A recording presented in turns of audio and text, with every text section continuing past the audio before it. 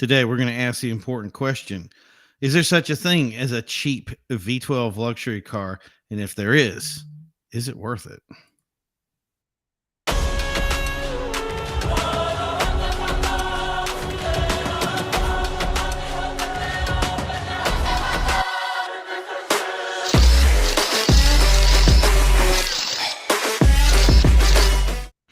Hey, everybody, welcome back. This is Carside Chat episode number 141. We have some awesome topics that we're going to go over today and have an awesome guest with me. We already got chats coming in. Whoa, look at this. Yo, Primo from Franchise Pharaoh. What's up, buddy? Good to see you. You were right on time to have everything started. So before we're going to jump right into the topic today, because I have my guest here, but as always, I am your host, Primo. And if you need anything, remember you can head over to our executiveautomotivesociety.com website. And as always, I like to do my little thing here. Let's see how this works out. We got a little like and subscribe action. But yeah, so hit that like, see, subscribes, hit those buttons, man. You got to be a part of it. And I already have my guest on for today. Welcome, everybody. Jason Duval of H&S Automotive. How you doing today, buddy? Hello, everybody. So what we're going to do today? Yeah, exactly, right. So what we're going to do today is me and Jason are kind of would we call ourselves luxury fanatics? Yeah. Yeah, he was like, I try straight to the punch. Yeah, right. Exactly.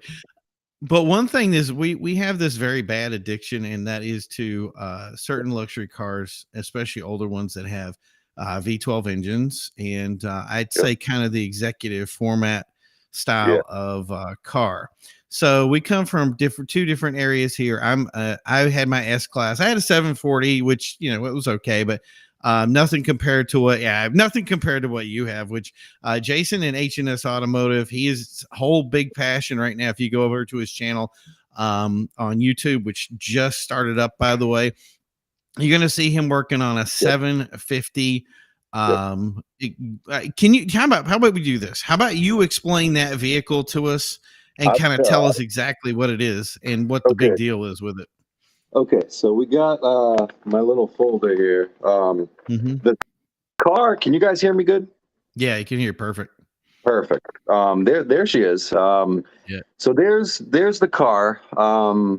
That car is the last year that those were made. So that's going to be the 2001 750 IL. The V12 was only long wheelbase for American market. I didn't know that. Okay, cool. Yeah, it's kind of cool. The European one actually had the ability to order them in a short format.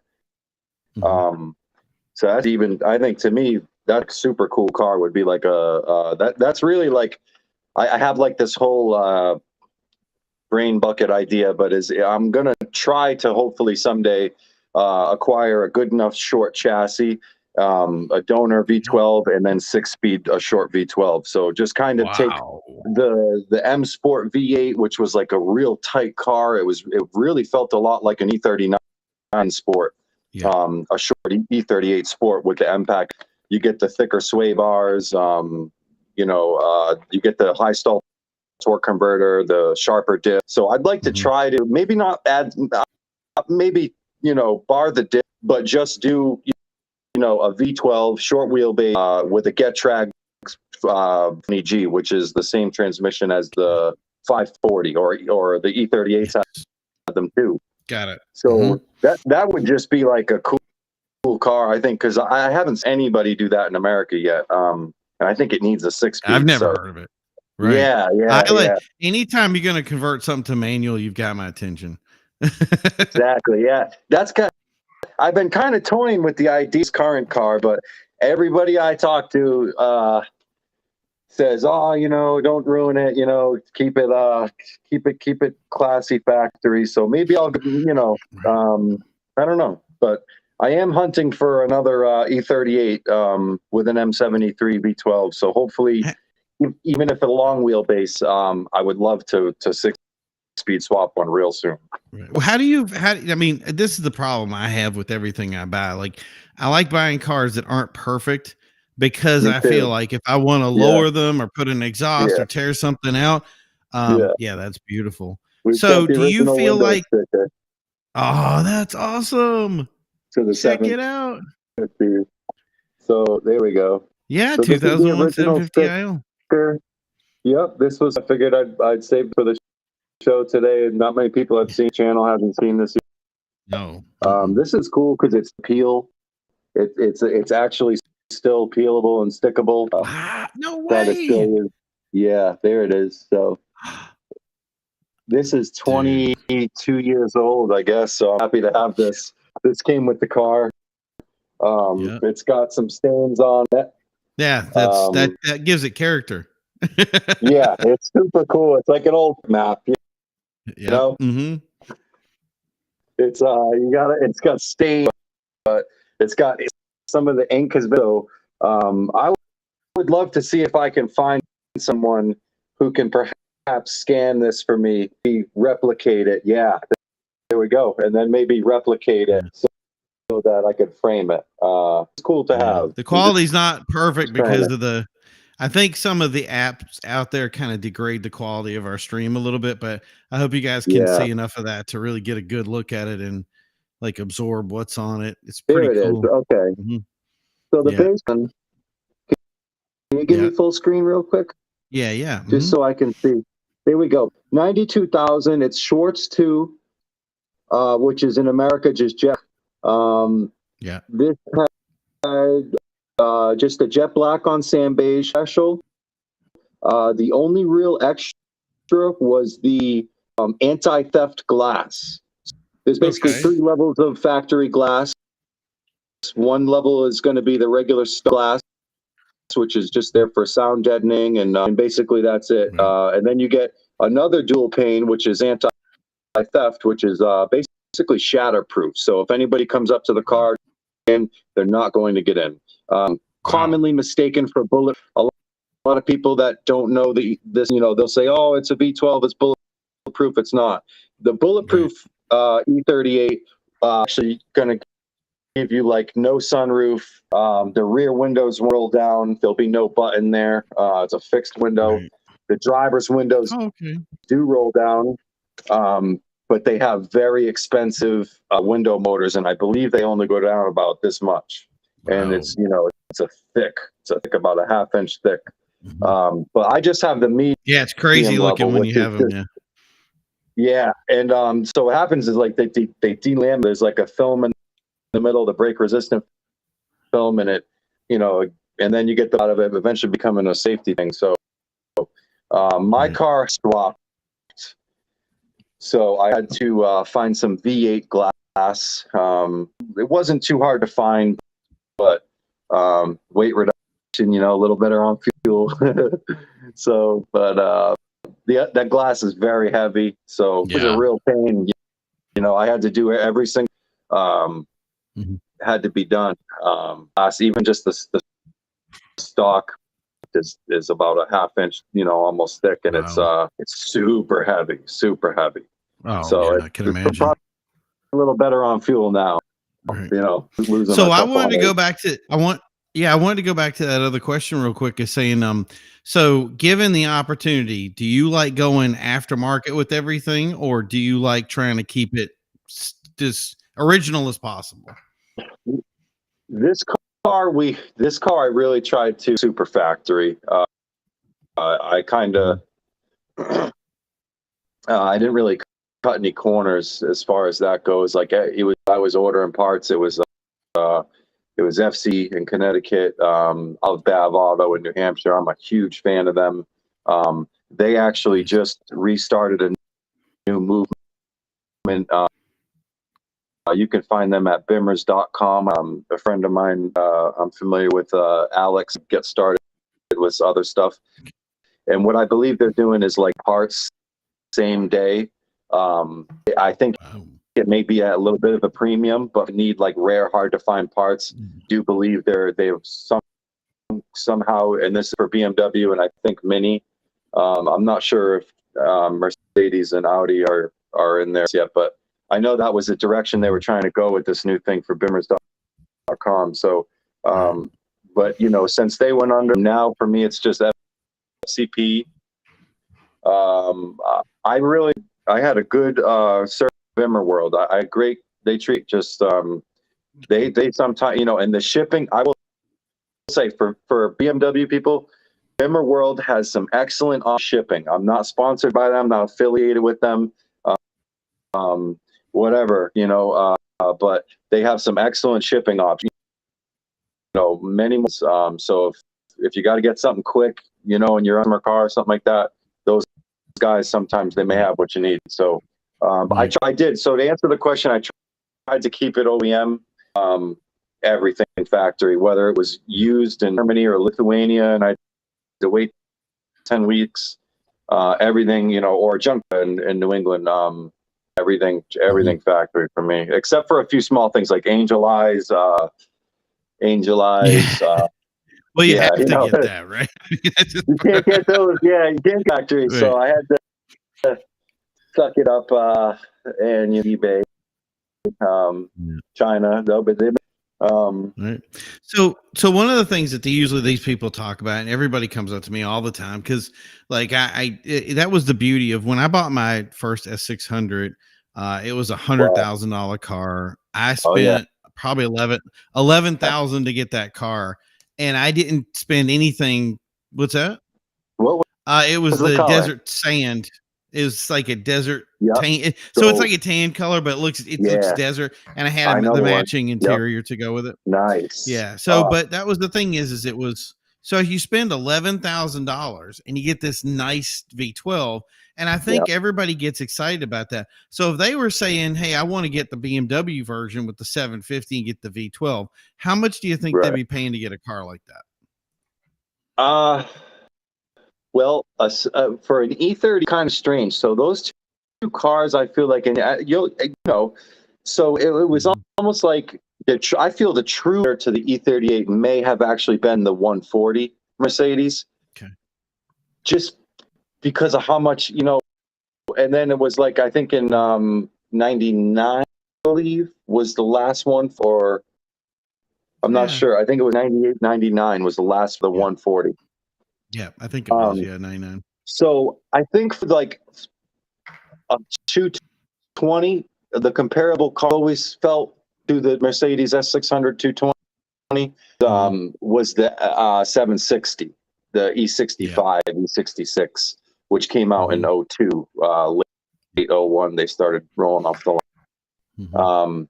But for E38, that's more of a dynasty. That the other car, the other BMW, the newer one, I'd like to take one of those on soon as well. I think that's going to be another special car that's going to be probably hitting a little bit of its rock bottom. If not, it's already hitting and bounced up. But that's going to be another next one too, along with the 220 600. Yeah. But I mean, for an E38, if someone's expecting to get into an E38 V12, you can find them maybe 4, 5 right now. People kind of are understanding how special they are. So 5, 6, 7 grand at I don't know, 150K or so. You can even find ones 200K, 180K, 170 for mileage, and those will be like $6,000 car. But it will need a lot. That is crazy. So like for instance, here's one that I looked at for my 220. And I was looking at stuff like this. Right. But this right here is still in the 11 and 12,000 range. Now I know that's weird because it's like stuff's going up. Their value so much better. Their value so much better, and that's comparable with every model. The only like an E-Class, 06, I think it's a W211, maybe is that one. I'm not too familiar with, but they seem to hold. It's almost like the German Toyota. It's strange. Yeah, they do hold their value. But what's crazy about that is you would buy that car brand new, making 600. It's about 700 torque almost. With that one. Wow. You're talking about that car went new for over 100,000 easy. Yeah. And now to be able to say, I'm going to buy that. I think those were well 100 though.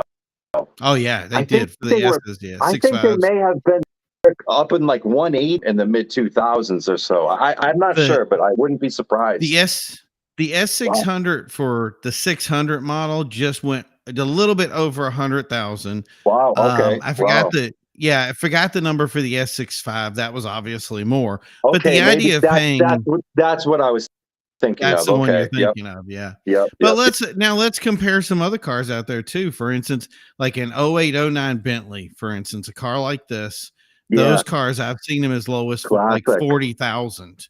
So they and that's depreciate. Yeah. They I think with those, I feel like the market kind of knows that nothing against Volkswagen Audi Group. They make their machines. They certainly have their own approach when it comes to layout. Well, I think that's the other right. I think that's the concept that we're going to get to next too, is a lot of these cars, and again, not to knock manufacturers. I think that a lot of these luxury cars were made to last in the time that they were around. In other words, if you had a lease, you came off your lease in 3 to 5 years, then you went to something else. With VW Group, nobody turned. Yeah. With VW Group, just as you're saying, it's totally way more of a lease car, especially all car makers. Like as soon as the big economy in 11, started to feel it in the early 2000s, and everything changed. Everything. They were trying out like fiber. BMW was trying fiber optics, and things were getting strange. And it was like it's a weird clash of like trying to do it cost effectively. So it's like cars got cheaper in a way, but more complicated. It's just like that was the biggest problem with the S600. The 01, 02, the W220, and that's where I think one of the biggest problems that we ran into was they introduced so much tech that it was like, okay, I'm going to have two injectors, 2 spark plugs, all the stuff that they did. Was it a double injector? 2 spark plugs. I don't know if it was injectors, but it was definitely spark plugs, like 2 spark plugs per cylinder. So you're sitting there, it's like, I don't do 12, I do 24 spark plugs for my tune-up. It's like, and it has it also has the delimiter. So if you're not running under full power, it's only an 8-cylinder. So a lot of that tech was brought into it, and I think that was kind of the problem with the M137 engine, was that they ended up bringing this thing out, and it had problems with the cylinder out around, and like that CL that we were looking at it down the street was, what is he having? He's having misfires. That means he's getting like gases coming by cylinders, and he's not running right. So so it's like one of those things that go on, you look at the price and you go, hey, I really want into it. But a lot of these guys are coming off leases. They're just dumping their cars because now the problems are starting to happen, and they never got cared for. Right. Oh, totally. Some of them. But now, how many? Mine was a one owner car. It was a lease car that had come. The guy had bought it off lease, and then he traded it in for the new SUV that had come out at the time, the Mercedes. So, and then I got it, and like I said, I spent 11,000 on it. That was, I forgot which year it was.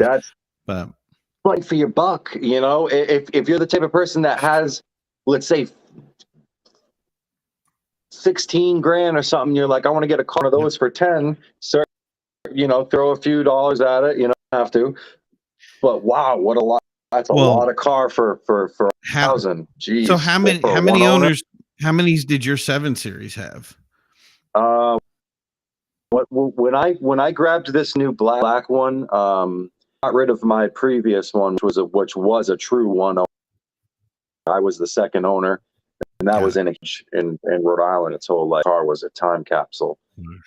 I got rid of that car. I wasn't gonna get rid of that car until I saw something that I special. So that's kind of, it was just crazy. I had them both at the same time, and then the black car was a 2-owner. It was originally came in New Jersey and then went right up to my old work at Inskip, Warwick. Got it. Was sold there to the first owner. Then from there, I think it might have went to an auction and then a private sale. I'm not sure who the second the third owner. at 106,000 miles. I grabbed it. Yes, 106,000 miles is still nice for that. Yeah. Oh yeah. Yeah. Yeah. 106 is for. I feel if you're going to go with any of these big V12s, I would say 100. I don't know. I can't speak for. I know those are. It's a center happy car. Everything's buried. That engine was actually really strong, and that's one thing that I really liked about the Bentley product. Well, that's because the W12 was just, it was so, I didn't expect it to be as nice as it was, but it came out so. That's the thing is, especially. Oh yeah, I got to get you in something at some point. Like it was just a dream. I've taken a ride in one. I've heard their design. Yeah, it's very cool. It's like two VR6s. You know, it's yes, exactly. Really, wow. The cylinder heads look weird because of that W. They're very tight together. They're very like, it looks, very small cylinders in comparison. And you're like, this engine fits in a very small space. Like if you've ever seen the Jaguar 12s, the Jaguar 12 looks like somebody like took a shoehorn and like plopped it in. And I was like, it's never coming out again. With these, they looked, you know, older tight. Ones? Yes, I've seen the older Jet on the side, the intake manifolds. They're all strange. Right. Yeah. It looks almost similar to my manifold, but they're separated. But I've seen those. Yeah, that's a very wide setup. It's wide. It's not really space effective at all. So here's the part where I think we get into the part where it's really kind of, this is where we give people a wake up call, because the thing is now you've heard these numbers, and I'm sure like me, I would just be jumping all over this. There's got to be a way to get in this 12 cylinder. So you get into this car and you spent like, so for me, $11,000, and then you spent like $6,000 or $7,000 for your BMW. Like, so I had my S600. I probably had it for about, I'd say a month or so. And it has a system called an ABC system, which is the hydraulic system that lifts it up and everything. So what happens is they have weirdly bad motor mounts, and the engine fell down. It hits this clamp, and it basically slices the hose. So I come out to my thing, and I see a hydraulic fluid all over my front driveway. Yeah. And suddenly the lights come on, and they give you all these warnings. So we have to have the vehicle towed up. Now you have to remember that not only is it, you cannot get it from the top. You have to basically take the engine out to get it fixed. You have to bleed the system. The system has to be. I love Mercedes. Oh. It was basically a $4,000 job just to get a motor mount fixed and fix the ABC system. And if there's so much as a speck of junk in it, it's not gonna, the system doesn't work right. You have to do it all over again, and you have to do it. It's just a nightmare. But once I got it fixed, it was big. Stories. Yeah. Oh yeah. Yeah, I've heard horror stories about it. Yeah. So basically, I spent $11,000 on a car, and thankfully the dealership worked some stuff out with me because it was so soon afterwards. But I basically would have repaid for the car again had that system not been covered. So how is it like with the 7 Series? Is it the same nightmare? With the E38 compared to 20, because I know the 220 has a nasty issue with the ABC, whether it's the lines bleeding under the carpet and just cause us. I believe it's similar to mineral oil. It's like like EDC, like our system uses an EDC, which is like a high temp brake. Because just like my EDC, I believe the ABC system works on a very high, which is like 300 bar. So it's like 3,000 PSI. So if you have any weak links in that system, they're massive. And it has a system that's interior components. Yeah, and they make a system where literally everything can impact it or hurt it or hit it, or it just bleeds for no reason. Yes.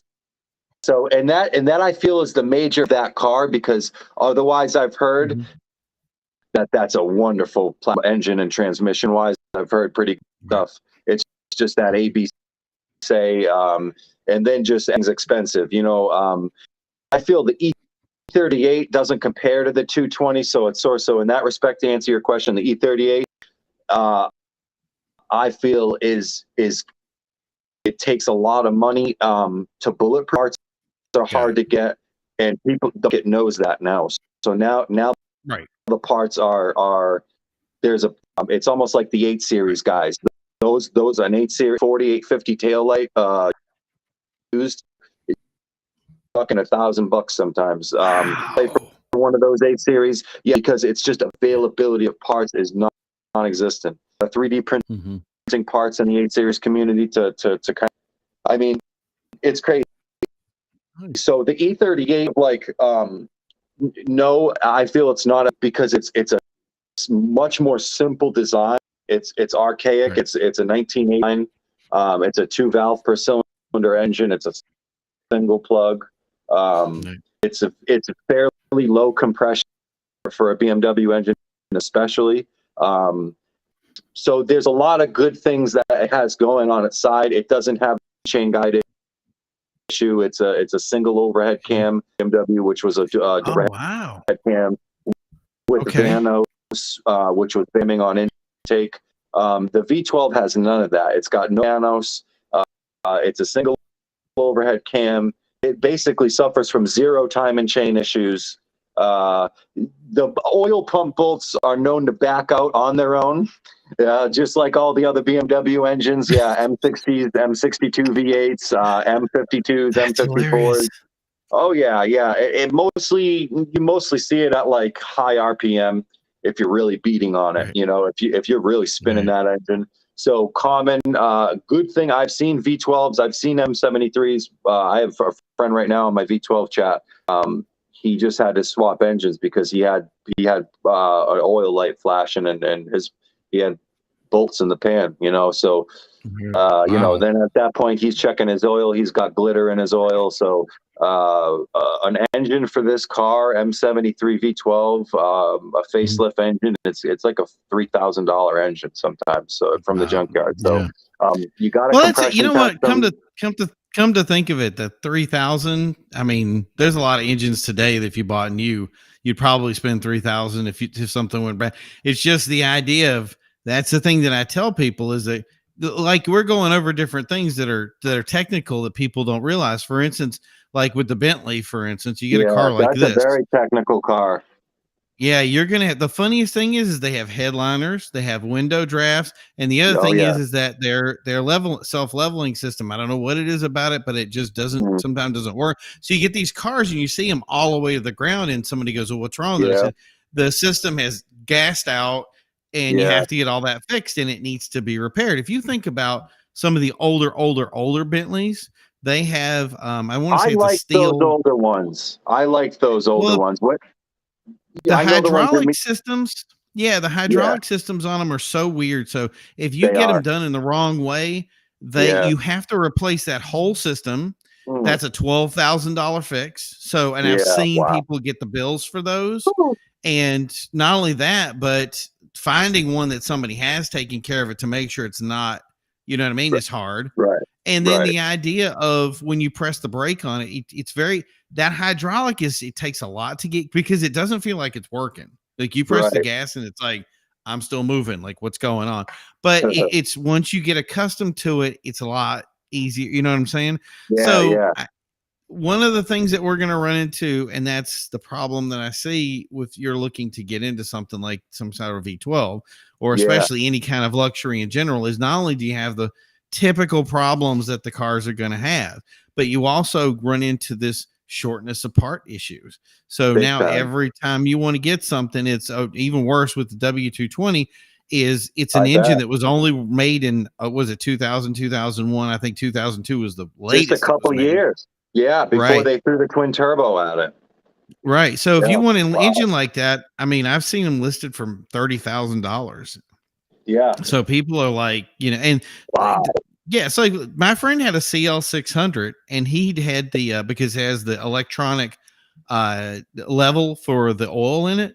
His thing wasn't reading right, and he ran it dry on oil, destroyed the engine, and now he's like, I got to get a new engine. And he spent, let's say because those went up there, I think he spent, let's say, $18,000 for the car.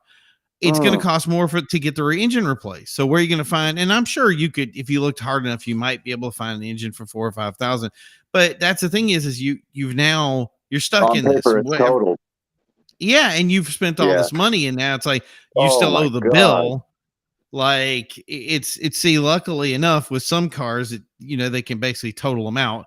But that's the thing is, that electronic readout on the dash, right? If you've got like no sender switch that's bad, I mean, I feel like with all that newer Mercedes stuff, I feel like the older Mercedes, like the W140s, all the old square bodies, I feel like were goofy because they worked on like vacuum windows and there's a lot of but bulletproof, hardware bulletproof. And you get to this newer stuff and it's like come on guys, like why would you design the system in such a way where it will literally that's why it's like that's why I knew and loved it, because it has this perfect wonderful blend of like interior craftsmanship, exterior like a timeless beauty. It's got a good enough power, but reliable power. And to answer your question earlier, it's one of those cars like you throw depends on what state you get it in. You throw 10, 15 grand in parts at it, it's bulletproof, and you can drive that car 300, 400, 500,000 miles. Well, I think that's little maintenance. Right. And I think that's what's keeping the Continental at the 40,000 range, is because the engine is the way it is. Like, I don't remember ever hearing, I've seen W12s with hundreds of thousands of miles. Now, I don't know if there is some sort of other issue that I just never ran into, because the engine was basically new when I came around and saw it. Like, I was still in the era where people bought cars like that and you get them with 30 or 40 miles tops. Or the good beauty of the Continental is that people started falling in love with them, and they kind of treated them like daily drivers versus the Azures and the Mulsans.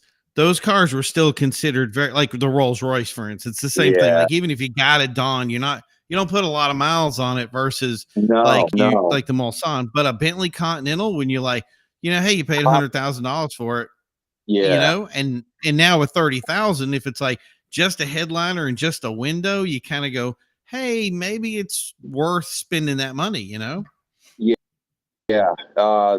Those I've worked on in my life, I've cussed and swore the whole time.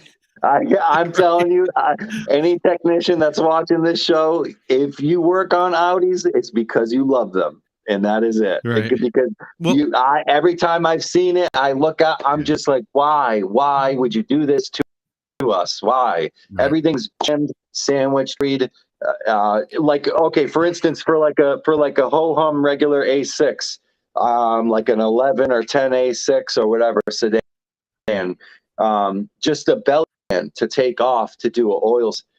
They had like literally 4 or 5 different size Torx fasteners to take off this one giant sheet. To me, it's like, that's aggravating. Like, that's aggravating, man.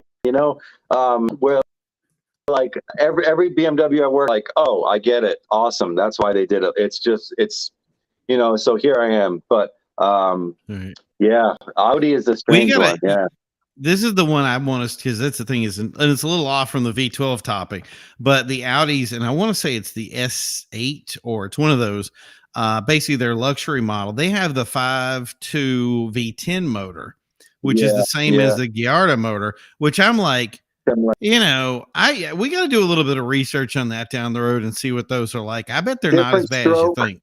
Different stroke, and there's a lot of differences, though. I only say this, I'm not well versed in Audi, but one of my friends that I'm close with on the E38 pages, I've known him for a decade. He started at Audi. He started at BMW dealership, then worked his way up. Now he's at Porsche. But he tells us all the time, he corrects people all the time. It's a different engine. It's a different engine. Yeah, I guess differences to it, but it's not as much as you think.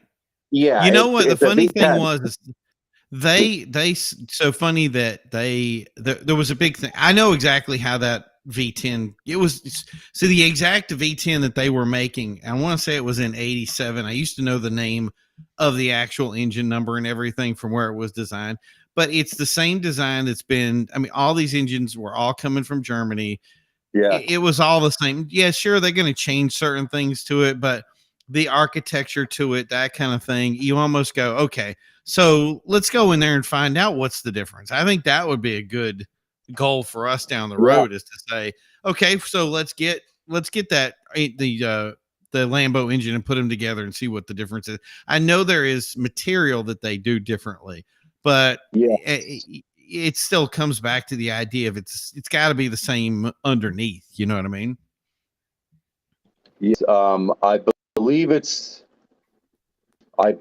got like a different stroke, because I believe the lane needs to rev higher. So I think they run a shorter throw on it.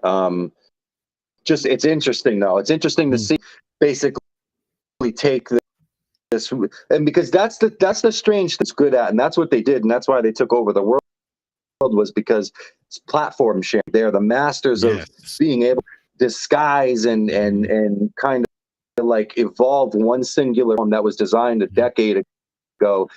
Excuse me. It's okay. Touareg, the Cayenne, and they did wet cars. So, you know, like they're kind of masters of that for sure. Right. But here's the other thing. So, for instance, this was the 2009 DB9, I believe it was. So somebody was messaging me the other day, and we had this conversation about that car, and they were like, hey, I'm going to pick one of those up. And the other guy in the group that I guess had owned the car was like, don't ever get that car. And I was like, why? And he goes, the thing will fall apart. It'll be all sorts of problems. You're going to spend all this money to keep up with it. And the same stuff that we always kind of live, like we soften the blow a little bit because I think we're biased towards the car. Yeah. Right. But the thing is I looked it up and I'm like, it doesn't seem like you think about it. The thing that I tell people, if you're going to get into these cars, be aware of what you're getting into. Talk to somebody like Jason here and say, hey, what's going to be, what are you, and the thing is you run into them every day.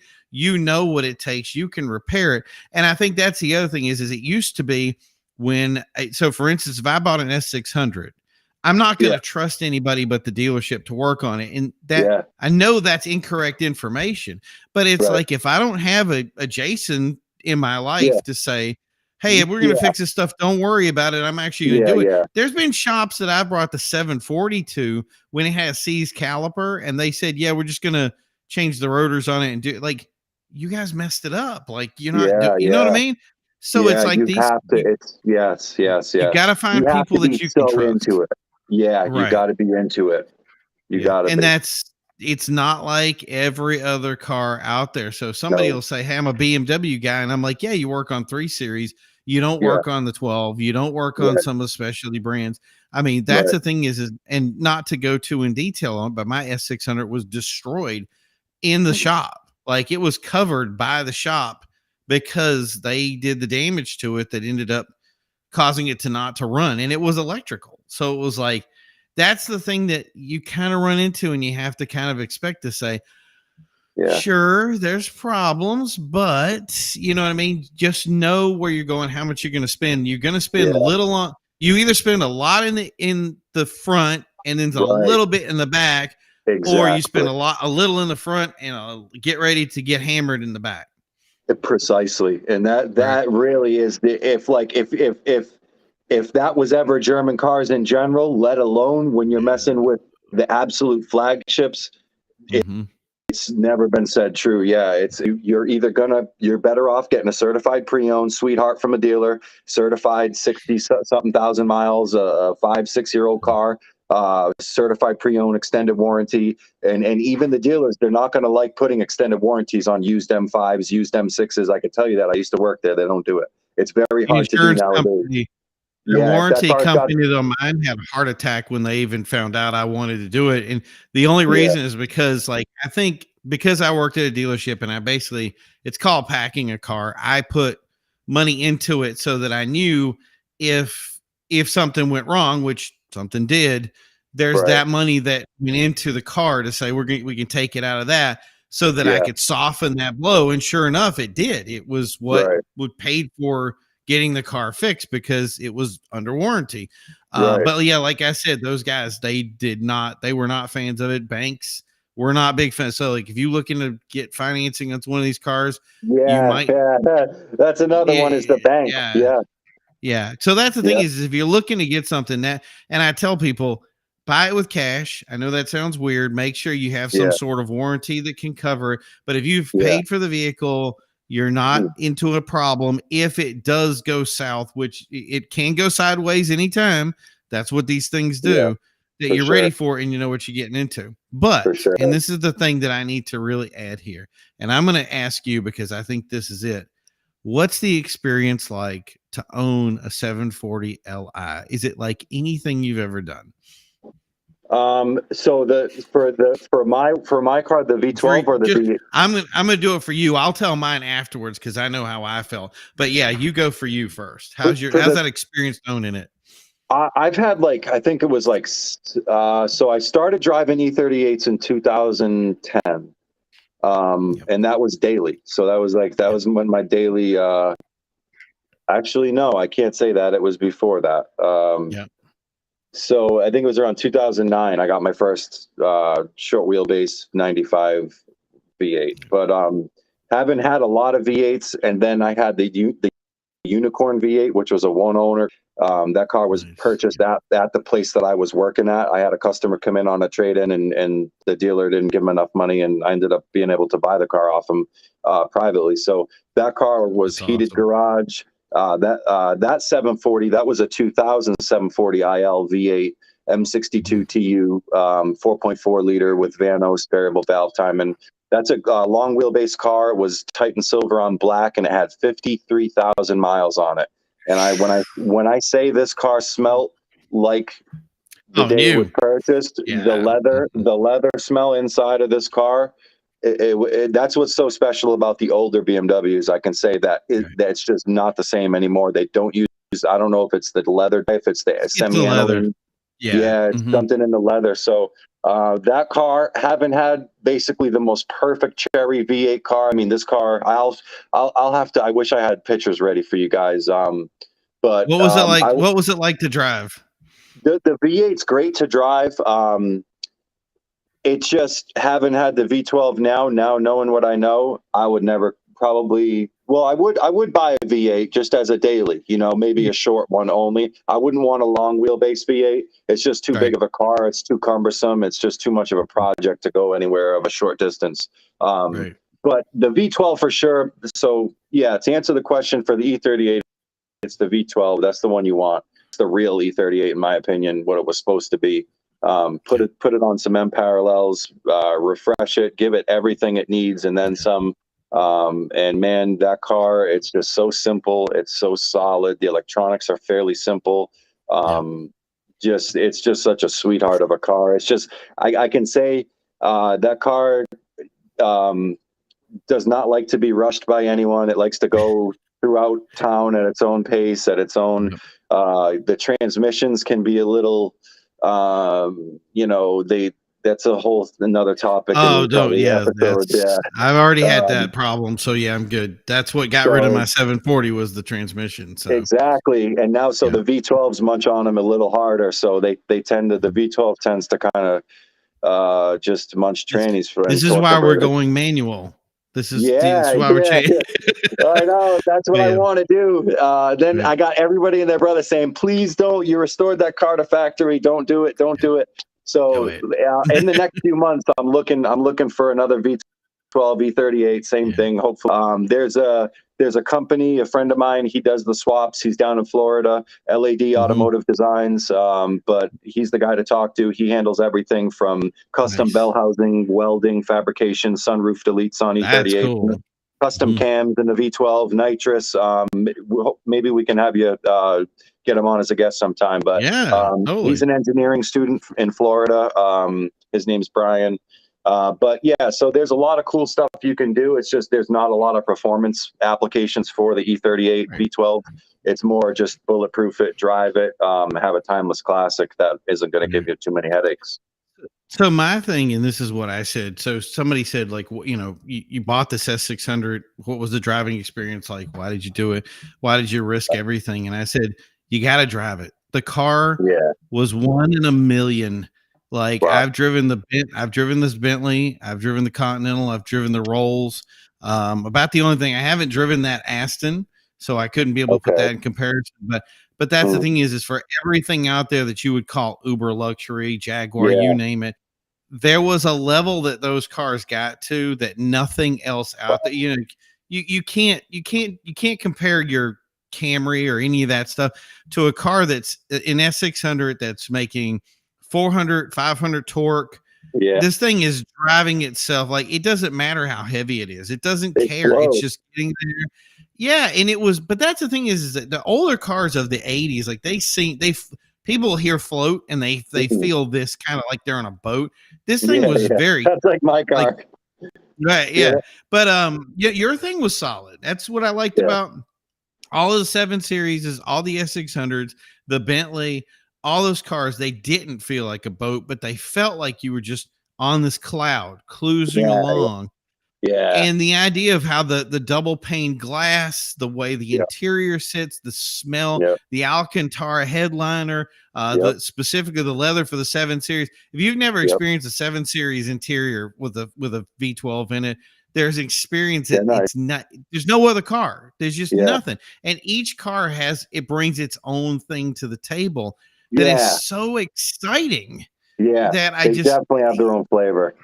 Yeah, especially those two, the 220, like the Mercedes V12s and the Beamer, and the Beamer, I should say, they're so different. I love the 220 V12 for the sheer fact that black Alcantara headliner that comes in those cars, or the cream probably as in your application, is so nice from the factory. BMW does it as well in the E65 760.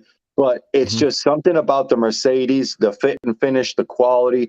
Everybody I've talked to that's driven both E65 V12 and the 220 says the 220 is hands down the better car. They say it's a monster. It's got power for day. They say it's the best of the best. You know. Well, if you step up to an S65, which by the way, I mean, like I said, like you were saying, you spent 160,000 new, and now it's like 14,000. You bought this car. The other problem is you got the other thing is if you do the research, one thing you got to make sure you don't run into a car that's been flooded, and make sure you don't run into a car that's been beat on. And that's the tough part, because it's so hard not to beat on this car. Like, it just has 700 torque, 600 horsepower. Like, this thing kills Ferrari F430s. Like, it's like, why is this thing so fast?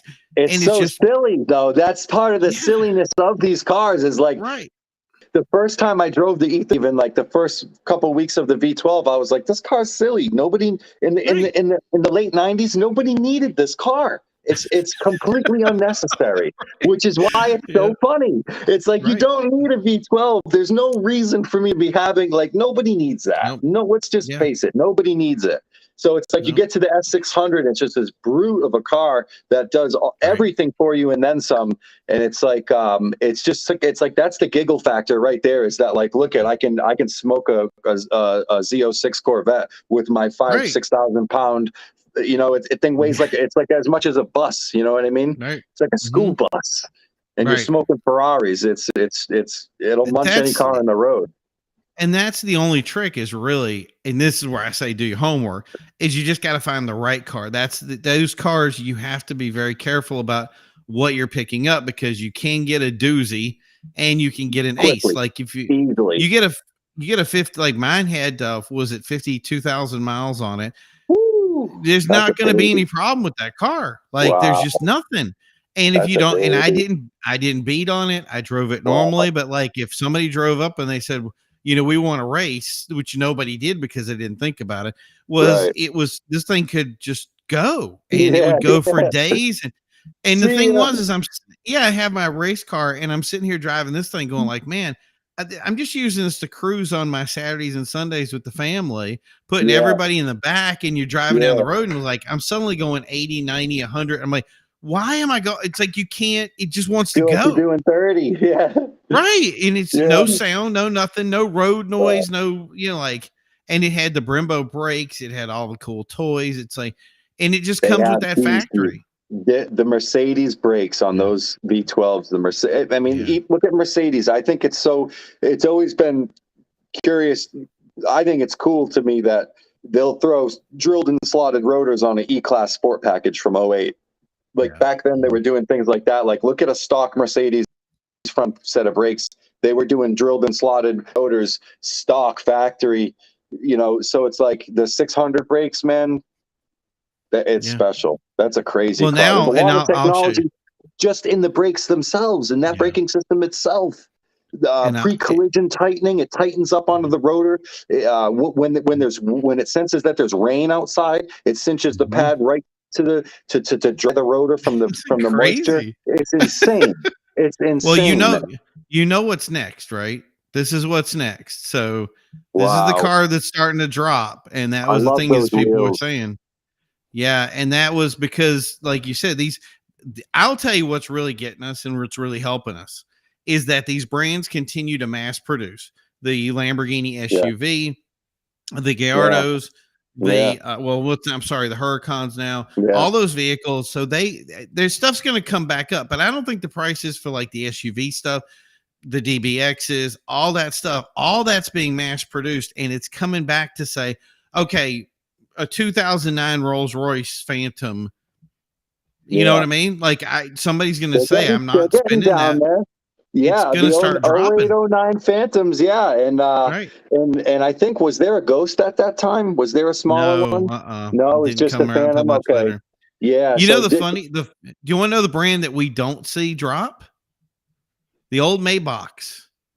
You can't find 300,000 still, and that's all it is the S series. That's just a dolled up S.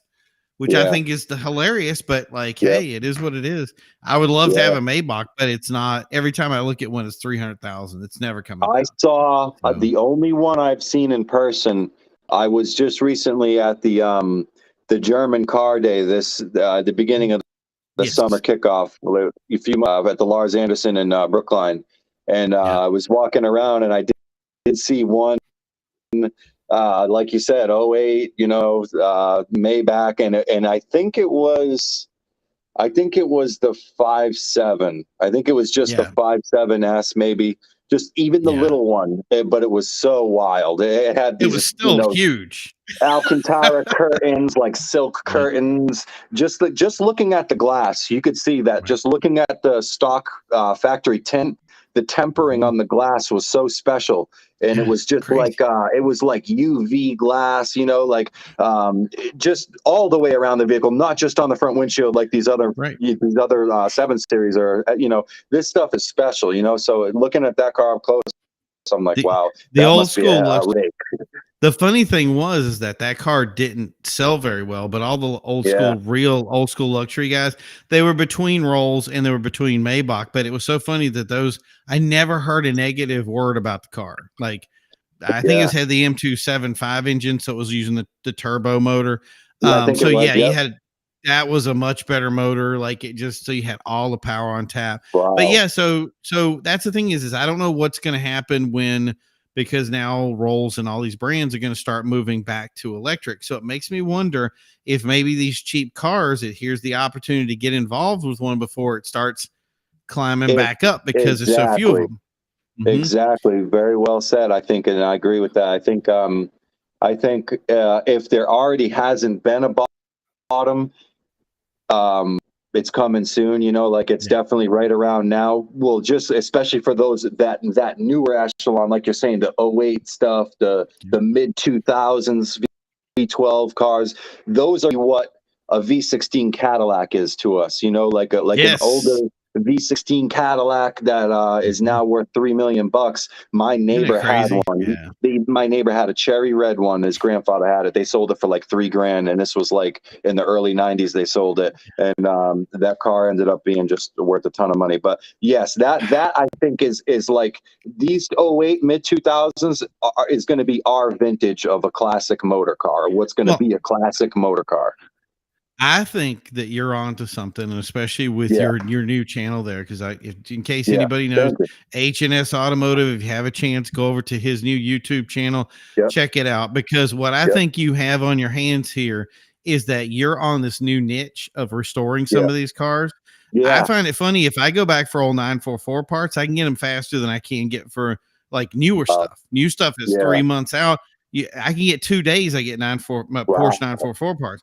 So the thing is I think the demand for the older cars like yours, you're at the beginning of a niche when your car is going to suddenly become a hunk of gold, and all these collectors are going to want stuff just to say they collect.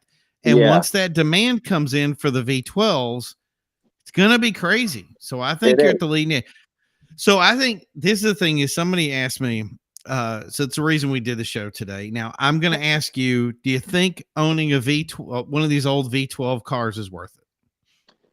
Absolutely worth it if you care enough. And if you're like me or you, somebody who, I mean, I guess you could call me like an automotive snob of a sort, I guess, in the fact that I understand how the cars work. So I enjoy having a car that's interesting to me, I guess. And especially they are so especially worth it if you're into it enough and you care enough.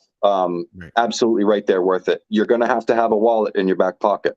Now, if you care about it and you can turn wrenches, then you're 100 steps ahead of the game. If you're even willing to try to turn a wrench or to research, it's a lot of reading.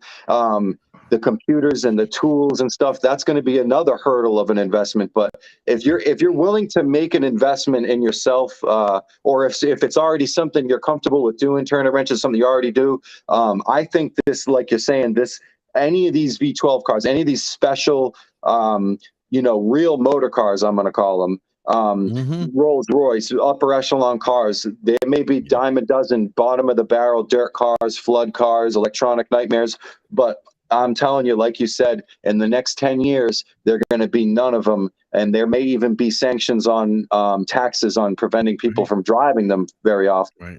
But because we get 12 miles to the gallon. I'm look at what Europe is doing, in Germany with the weight of the vehicle, that tax, the amount of cylinders they tax you on. The petrol is $10 per gallon over there equivalent.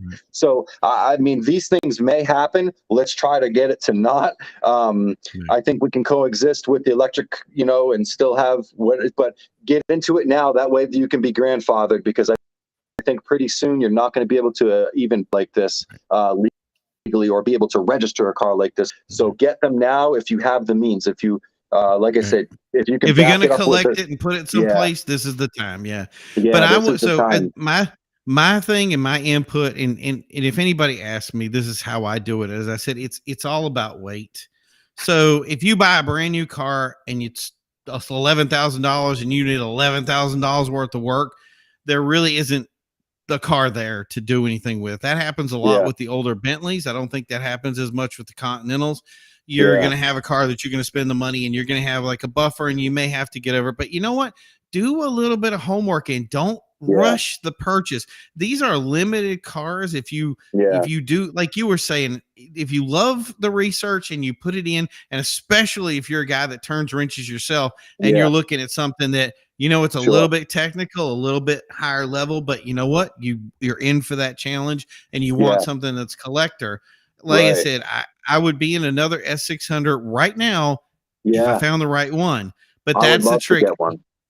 You cannot rush this. Do not we were looking at that CL600, and it was like, I know he has out around cylinders. You know these cars. You have to know them. And then you say, okay, I know what the problem was with that car before I got into it. If you know the problems ahead of time, you know what kind of hurdles you're going to face once you pick it up. Much less stressful that way if you do your homework first and said, because like you were saying, the best way to put it, really, you can get screwed quick. You can. Yeah, but we both said it. These cars are definitely worth buying. So, like I said, if you do some research on it and you do it, I know the money's going to be scary at first. Like we just said, do your research, understand it. I hope you guys like the show today. I want to thank you, Jason, for coming out today, talking about everything. I hope everybody heads over to H&S Automotive, checks out his new page, seeing the work that he does on these cars. I don't think there's anybody else out there that does it. We have. Yeah, exactly. And don't forget, as always, go over to executiveautomotivesociety.com. Check out our website. We're going to continue to have input. We're going to keep having this show as much as we can for time's sake and everything. But otherwise, we're going to be out for today. You guys have a great day. We will see you next time on the show. And as always, keep on rolling. Salute. Thank you, guys.